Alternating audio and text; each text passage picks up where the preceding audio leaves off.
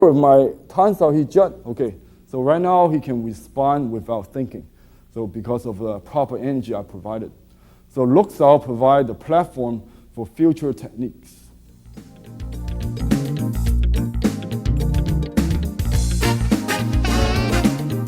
Okay, next we'd like to move in jib sao. Jib in Cantonese means to catch. Now what are we catching here? It's when we change from the outdoor hand going into indoor hand, then we have to change position.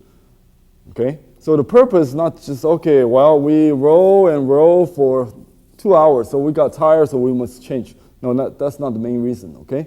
For me to leave the center line, to go back to the center line, is to train if his energy and his position stay inconsistent on the center, okay? In Wen Chen, we have a saying, don't chase after the hands. So if I drop my hands, if his energy is going down, his energy is going to go down.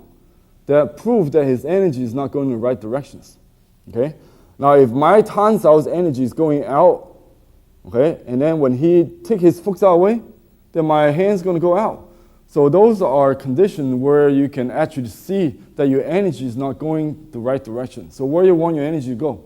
To the center, okay? So all the energy is going towards the center. So when I, as an instructor that's training his hands, I want to make sure his structure and energy is going in the right direction. So as I take my hand off, his energy should be able to relax and stay on the center line rather than chasing after my hands like this, dropping it, okay?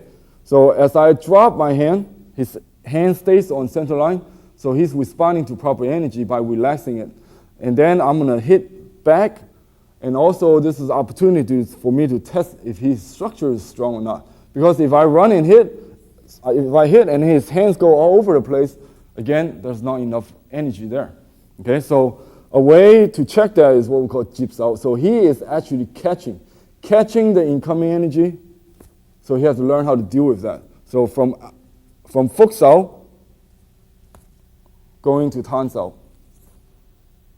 From fuk sao going to tan sao. From tan sao going to fuk sao. Now, me doing the running, he's doing the catching. So I provide him with structure so he can catch with. So my hand is a structure, and I'm providing him with energy. As we roll, I can change, and he plays catch. Now you notice the timing factor. As I run, the last second, he changed. Because as soon as I run and then he changed the technique, that means it's already, okay, telegraphic. He committed a technique without the proper timing. It's too early. So you must also take into account the proper timing. Catching, catching, catching, catching.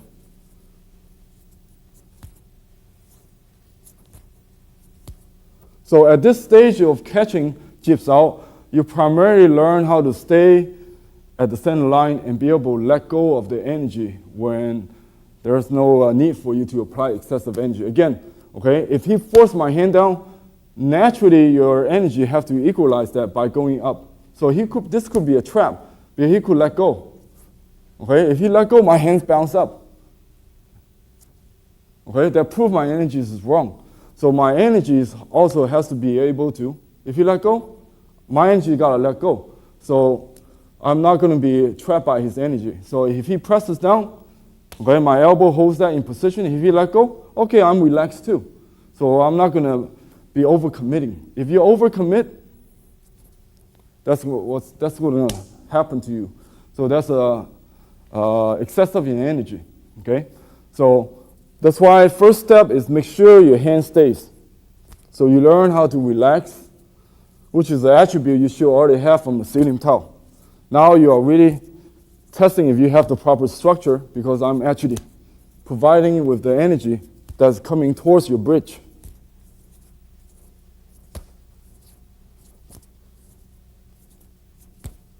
Okay? The second phase into jib sao is that when I let go, he's not going to stay there anymore. Okay, we've been training that his hand stays on the center. Now he must provide the proper energy by going forward. We call lat sao zik chung, hands off, thrust forward, okay? Because at the basic stage, if I let go of the hand and your hand stays, then there's a time delay because you lost the opportunity because I opened up myself. He should have a chance to hit me. So therefore, now he moved into the second progression. When I let go of his hand had to thrust forward, okay? That tells me he's responding with proper timing, with the proper energy flow, which is going back to the center line. So now when I run, he's going to go forward. Then I catch, then he's going to catch. So I deliberately to check if his hands are responding with the proper forward energy.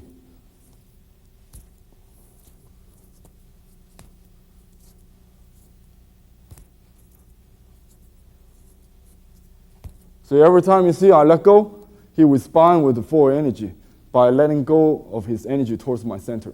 So this consists of what we call chip sao.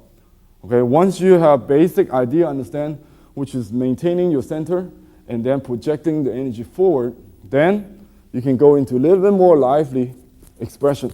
Now I'm really applying a lot of energy to develop his structure. You see, the little space I let go, he had the room to go forward. That means his center is good and his energy is proper. His energy didn't chase after my hands. Okay? So you can see this is the reinforcements of basic rolling, not just roll, but now from inside to outside, you are also learning how to respond with this.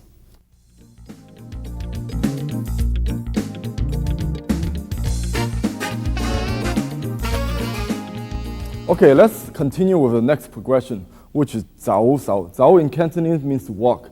Okay, in essence, we call it running hand. Okay, now that you are being forced away from the center, so you're not going to meet that energy head on. So therefore, you take a better position. We call it running hand. So let's see how it works. Okay, before I deliberately take my hand off to train Jeremy's catching hand. Okay, now that he's going to force my hand, okay, such as the tan sao, forcing my hands out. So because he's going away from his center line, I don't want to stay with him in a bad position. So I want to run back to my good position. So therefore, again, we don't want to chase after the hand, especially if you have a bad hand, the energy is going away from the center. So as he's pressing my hand down, so there's no need for me to stick because he's going away from my center. So therefore, I'm going to run back to my center line. We call this running hand. So I can, as an instructor, provide that stimulus so you train him not to stick or to chase after my bad energy. So from here, I push out, so he run back. Then I'll go back. I can push down, he run back. So always using the center line. Okay? So you train your hand not to run away from center, not to chase after the bad position. Okay? Because a lot of time when we use the technique, if a bad strike is coming over this way, it would be a mistake for him to go out here and block it. It would be much efficient if he would have just hit me right here. Okay? So you don't want to chase after the hands. So same idea here. So as I'm training him, I force his hand away. We call this running. Okay? He can force my hand out, I run. I run. Notice where I run to is back to center line. Okay? That's the basic progression. Now, second progression, now this is where both partners are working on something. Okay? For example, if he runs, then also he's forcing me to catch. So I'm going to force him out of center, but also I'm going to learn how to recover my center. So actually, I'm doing both running and catching. So I'm forcing him to run so I can catch. I'm forcing him to run so I can catch. I'm forcing him to run, I can catch. So vice versa, he can force me to run, but at the same time, he also have to develop catching. So it's both sides working on something. So he's forcing my hand to run. I'm going to hit back to the center. That's the quickest way to go back to center. So therefore, force him to catch again. So now it's both running and catching. Zao, sao, jip, sao.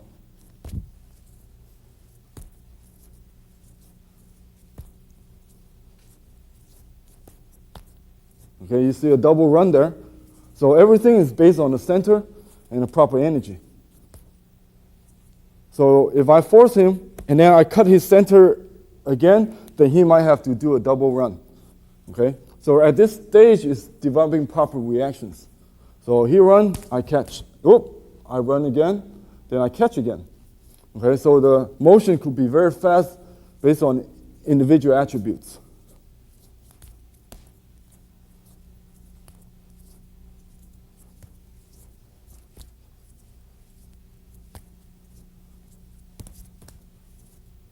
Okay, so we call this 手手接手.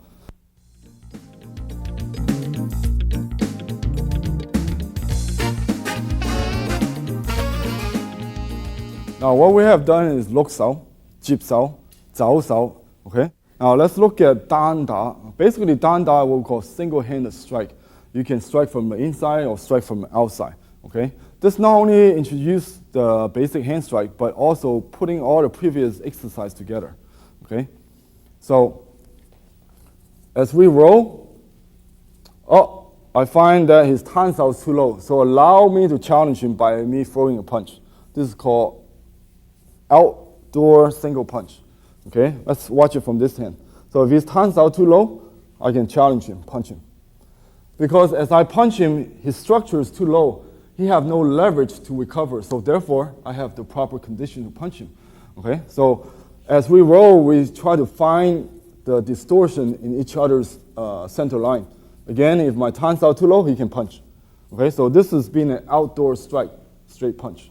Okay, vice versa, you have an indoor hand, tansao. So suddenly, if his elbow out of the center, or I feel the energy is too weak, then allow me to do a palm strike indoor. Okay, so from a foot, you can punch. From a tan, you can palm. Okay, let's generally demonstrate. From foot, you can punch. From tan, you can palm. So we call indoor palm, outdoor punch. So we call 單打. Because why it's called 單打, single hand strike?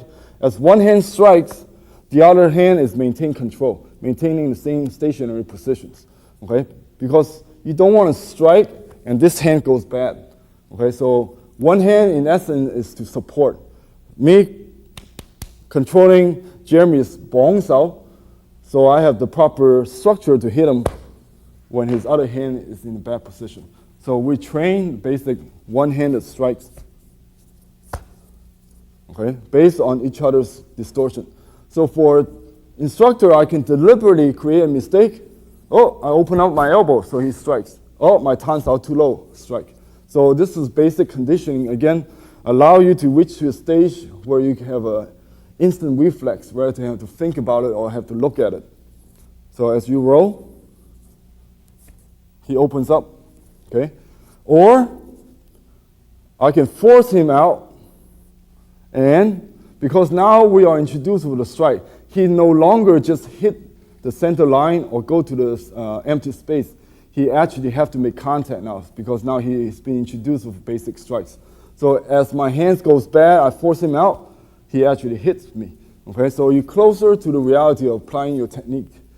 Okay, same thing. I can punch, and he overreact with the tansao going away, then I can run back and palm strike him. Let's look at that again. Okay, so as I palm strike, he juts. So now I'm not going to chase after a downward motion. I'm going to continue to hit him by doing a run. So now you can see how running and catching actually is to train to support your single-handed strikes.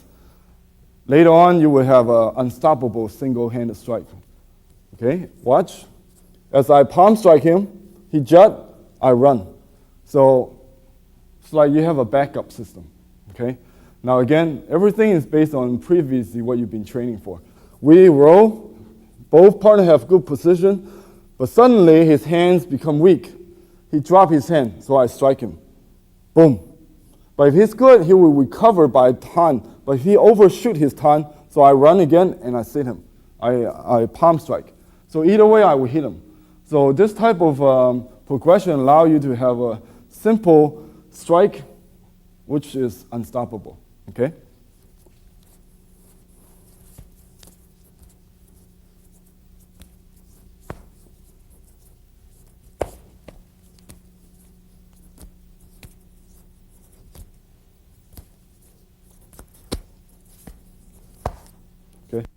So far, what you're seeing is pretty static. We don't move, okay? So you actually develop a basic foundation. It's just like ceiling tile, okay? But the dynamic, the reality of combat is all about motion. So now the last stage, dealing with putting the footwork of Chum Kiu into your strike. So we go back to Lok Sao. I can go back and go forward, okay? So if he comes forward, I can reabsorb his energy. So right now it's like a dance. We're maintaining certain space. But again, it's using body to find his weakness through the motions. Okay, you see his foot sao, and my foot sao can hit him because his tan sao drop. Okay, because once the momentum being created, if you can move and still maintain your center, then you have it. Okay, next level, same thing. I can put everything together. I feel a center line open, I strike him. Okay, so strike, you always have to have support of the leg. You cannot just hit him. You must strike with the body. That means my foot have to support my hand. So a realistic hit is done with the footwork. Okay.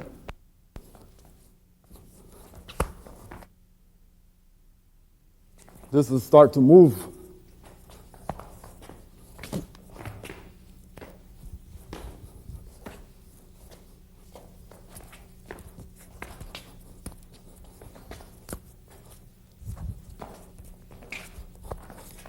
Those are some of the movement you can put back to the exercise.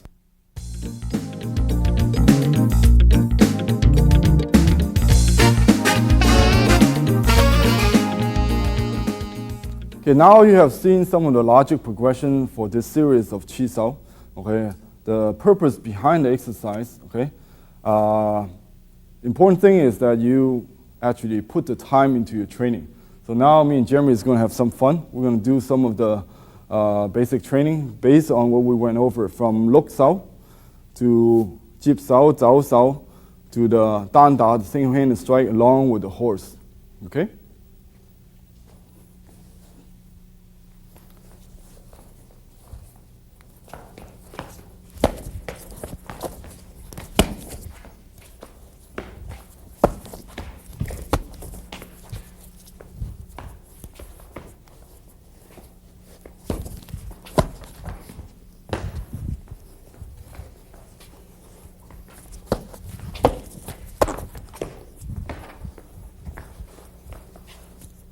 Okay, let's break down. If I throw a strike, he juts. I can run. That's the benefit of running him. If he runs, I can let out the tongue. So you start to see how everything put together. Okay, everything go back to the foundation. Now let's look at the benefits of Lok Sao from dissolving the energy point of view, ability to redirect the energy. So this time, Jeremy is going to try to hit me, and I will only roll hands to dissolve his energy.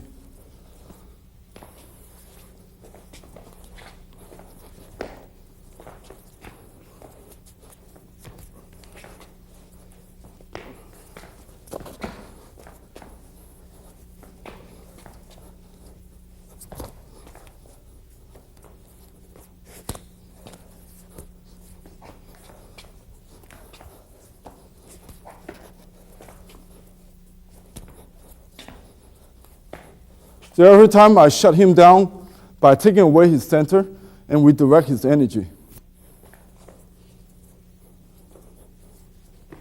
Jut, Tan. Okay, again his hands way outside of his center, so I have advantage, and I'm keeping my center occupied.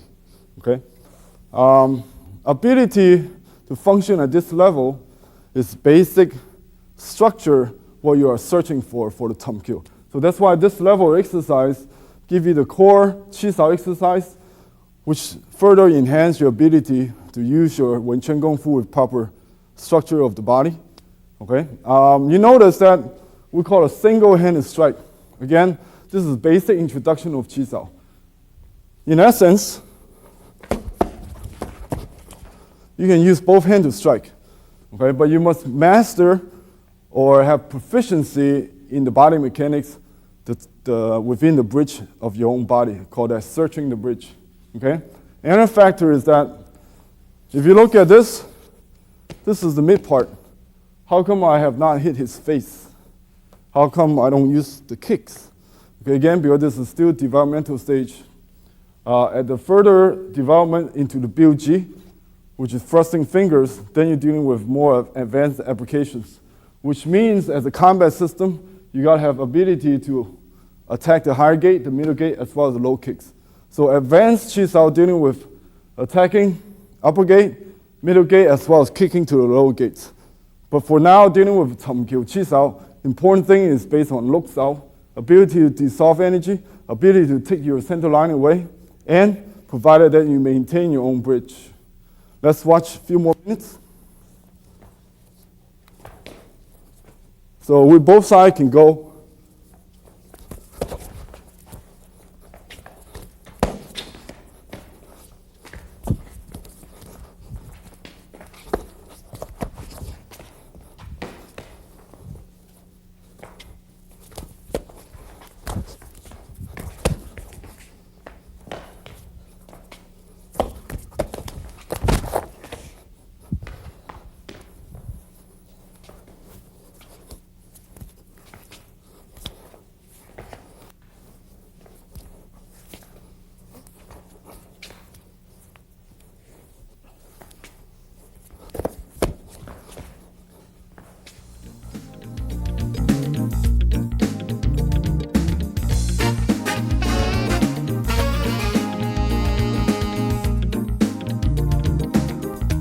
Now I'd like to go into Toima a little bit more in depth. Okay, so Toima is important because you start putting the body structures involving greater energy into the hands. So you must have a proper understanding of distance maintenance, maintaining certain structures, as well as the ability to use your body behind the hands. So Toima, first progression, you have a senior and a junior relationship. Okay, so as a senior, I'm going to push Jeremy. So as I'm pushing, he's simply maintaining his structures. As I'm pulling him, he does the same. So as we're doing a little bit more realistic, more energy, you see, as I increase the energy, his hands might collapse, or he might create a too far of a distance. If I step forward, he step back too far, okay? So there's a distance problem.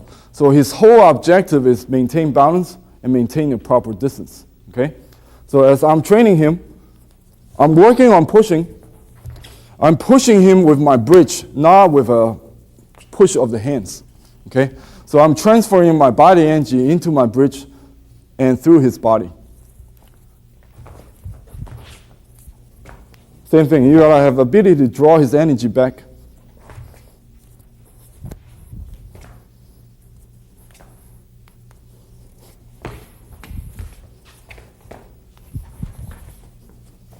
Okay, so this is the first basic detail on the progression by maintaining proper balance and distance.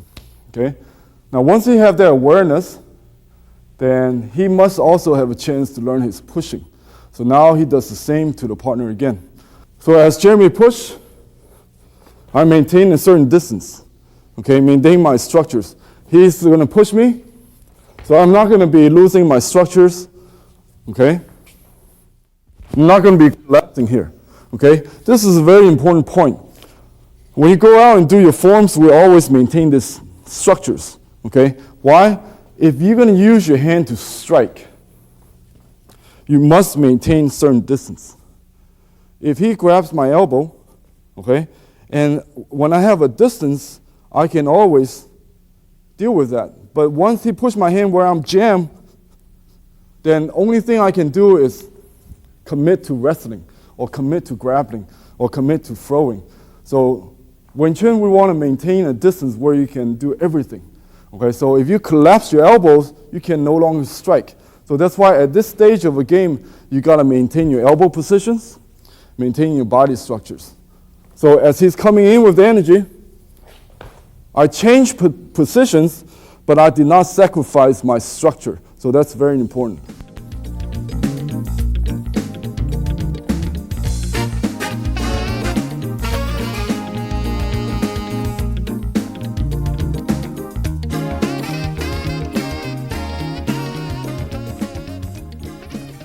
So as you can see, as his energy is coming towards me, I'm simply redirecting it so I can maintain my structure as well as my space.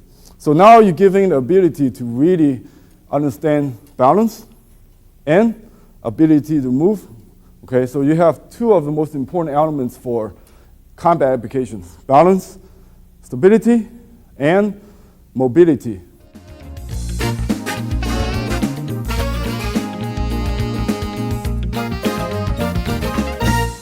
For summary, I'd like to point out really in realms of application. Now you're having the capability of using some of the basic tools of Wing Chun. Okay, now you already learn how to move. Okay, you have some offensive, defensive concept, ability to move. Okay, you have to look at it from the concept of really applications. Okay, in realms of applications, you have to understand the distance awareness. Okay, most of the system, they specialize in certain distance. Okay, let's look at Wing Chun. Why does people think Wing Chun is close range art? Okay, it's not that we like it close range, because Wing Chun is dealing with combat, and combat is dealing with realities. Okay, if you look at the distance, right now we are not in a combat distance. Why? If you look at it, there's no way I can hit him. So we are actually outside of a combat distance.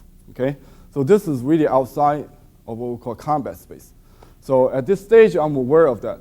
But if I move, such as a good kicker in Taekwondo, okay, a little half a step, then I already come into what we call combat distance. But combat distance, you have kicking, striking, trapping, and grabbing and throwing distance. So maybe if he's not a kicker, he might not aware of that I already have a long weapon that I can kick him with. Okay, my longest weapon in this case is my back foot. So this would become my weapons. So at this stage, he's already in the combat zone. So you must totally be aware of this distance. Because if you fight with a certain style, okay, and you only train with your own people and you have no reality of what other people does, so you have no reality of distance, then you're already at a disadvantage. So that's why we like to analyze why Wing Chun prefer to fight inside rather than outside. Okay. Now, even though I have the longest distance with the back foot, but from a long distance point of view, it will create longer time. Second, it's only one technique is available to you, okay, which is the back foot. So that means as a combat system, you have to take longer time to go in there, and you can only apply one technique at a time.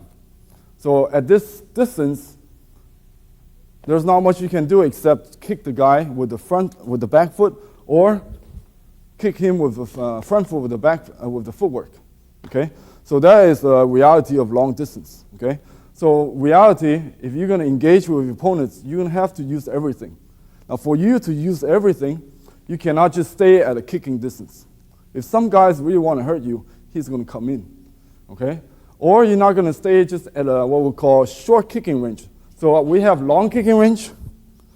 Okay, now we have short kicking range. Short kicking range is where your front foot can hit your opponents. That's short kicking range. And also, short kicking range is equivalent to long striking range. Okay? So long strike, short kicks is the same range. Okay? Now, as you move closer, you see that your option for combat start to increase. Before, I can only kick him. Now, okay, I'm at a short kicking distance. I can continue to kick him, but I can strike him. I can kick him with both feet now, but I can only strike him one hand at a time. Okay? So as distance increases, you have less option. As distance decreases, you give him more option. Okay? So from long distance into short kicking, into long striking, now we move into what we call Wing Chun striking zone.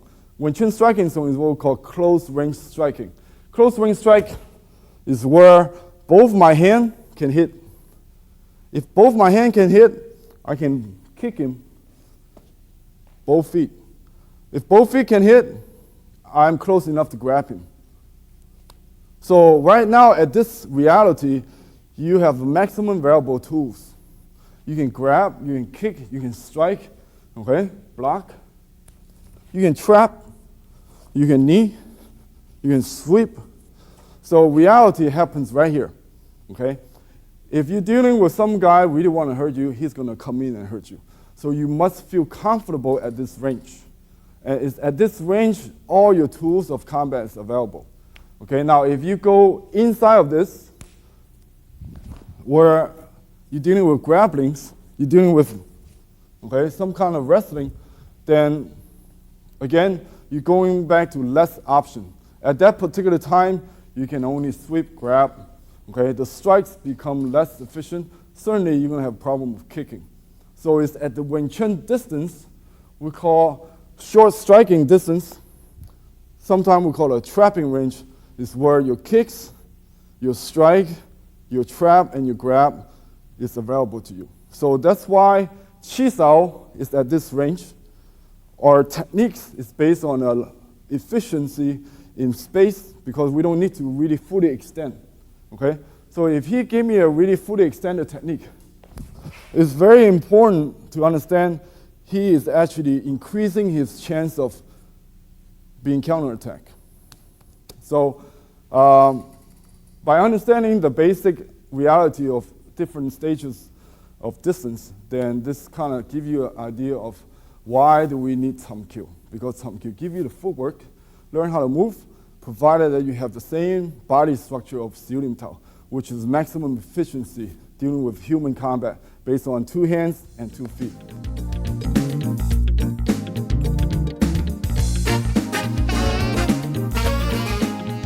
For conclusion, I want to use this opportunity to have Jeremy have an opportunity to speak about his experience and have a few word of wisdoms based on the stuff that we mentioned in the videos. Thank you, sir. Okay, so we've covered in the last 4 tapes Siu Tao exercises, Chum Kiu, and the Chum Kiu exercises. So there's 2 key things I want to bring out as being important when you're training, and it comes from my own experience and my experience with my classmates. The first is thinking about the progression in terms of training. When you begin in Siu Tao, you're taught one thing at a time. So you see each piece that you're taught as individual and separate. For example, you begin your form, first thing you learn how to do is stand, and then raise my arms, okay, that's one thing, okay? And then put them away, okay, good, that's 2. Okay, open up, 1, 2, push the hip forward, 1, okay? Now, hands down, hands up, bring it back. So when you begin your training, you see everything is distinct and everything is separate. So you can imagine you're going to learn 4 things. You see each one is separate. But as your Kung Fu grows and as you begin to get more experience, you go on, you learn the second section. So I'm going to turn my hand over and I'm going to release power. But to release it and release it well, I've got to use my elbow and I've got to use my wrist. I've got to use these 2 things that are separate, but they have to behave like one.